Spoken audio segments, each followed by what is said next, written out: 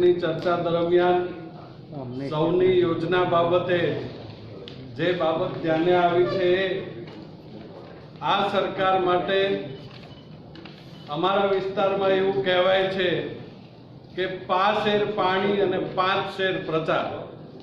બજેટનો યોજનાનો સૌથી મોટો હિસ્સો યોજનામાં વપરાવાના બદલે એના પ્રચારમાં વપરાય છે। 1916 ની અંદર તત્કાલીન મુખ્યમંત્રી વિજયભાઈ રૂપાણી મારા મત વિસ્તારના સુપ્રસિદ્ધ મેળા તરણેતરના પ્રસંગે આવેલા એ દરમિયાન એમણે જાહેરાત કરેલી કે સૌની યોજનાનો સૌથી વધારે લાભ આ વિસ્તારને મળશે। સવાલ એ છે કે આજના દિવસે પણ એ વિસ્તારને પાણી નથી મળ્યું। મુખ્યમંત્રીની વાતનું જે વજન વહીવટી તંત્રમાં હોવું જોઈએ, ભારતીય જનતા પાર્ટીની સરકારમાં મુખ્યમંત્રીશ્રીના વચનનું પણ વજન રહ્યું નથી। સરકાર માત્ર પસંદગીના વિસ્તારોમાં કામ કરે છે। જેમ ગૃહની અંદર મેં વાત કરી એમ ચોટીલા, જસદણ, વાંકાનેર, સાયલા, આ બધા બાબરા, આ બધા વિસ્તારો મત વિસ્તારો એવા છે કે જે સામાન્ય રીતે ભારતીય જનતા પાર્ટી જીતી નથી શકતી, એટલે આ વિસ્તારને સૌની યોજનામાંથી બાકાત રાખ્યા હોય એ પ્રકારનો ઘાટ છે।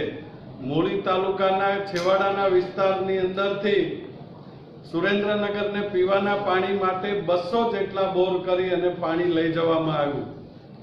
વથાન તાલુકાના બોર્ડરના વિસ્તાર ઉપરથી 400 જેટલા બોર કરી અને રાજકોટ શહેરને પીવા માટે 1997 થી 2000ના વર્ષ દરમિયાન પીવાનું પાણી પૂરું પાડવામાં આવ્યું। પરિસ્થિતિ એ આવી કે આજે પાણી 600 ફૂટ ઊંડા અને ક્લોરાઇડ યુક્ત છે, પીવાને પણ લાયક રહ્યા નથી। જે તે સમયે વિસ્તાર વતી ત્યાંના લોકોએ કોર્ટમાં કેસ કર્યો અને કોર્ટે સૂચન સરકારને કર્યું કે ભાઈ આ બધા બોર રિચાર્જ થવા જોઈએ। દુઃખની વાત એ છે કે આજની તારીખે પણ સરકારે કોર્ટના આ સૂચનની પણ અવગણના કરી છે। એ વિસ્તારને પૂરતું પાણી આપ્યું નથી। ધોળીધજા ડેમ એનો પાણીનો જે સ્કેચમેન્ટ એરિયા છે એ મારા મત વિસ્તારમાં આવે છે, પરંતુ મૂળી તાલુકાના જે ગામડાઓ છે એ ગામડાઓને આજની તારીખે પણ પાણી મળતું નથી। આ બજેટની અંદર એ વિસ્તારને પાણી ઉપલબ્ધ કરાવવા માટેની સૂચના આપી છે।